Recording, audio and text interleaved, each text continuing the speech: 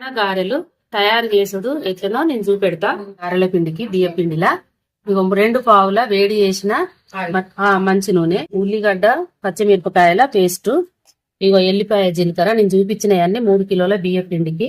ఇగో ధనియాల పౌడరు, పల్లీలు 1/2 కిలో, పచ్చి పల్లీలే ఏంచలేదు, మళ్ళీ శనగపప్పు అరగంట సేపు నానబెట్టిన, నువ్వులు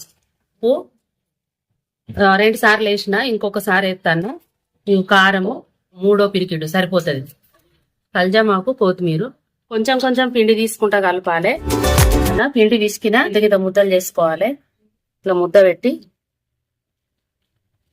ఇట్లా పెట్టుకొని ఇట్లా ప్రెస్ చేయాలి. ఇది బియ్యం సంచి కవరు, దీని మీద వేసుకుంటే మంచిగా ఇట్లా కవర్ నిండా పొత్తి పెట్టుకోవాలి. కాలింది వేస్తాను, ఇట్లా కాలినాక తీసుకోవాలి.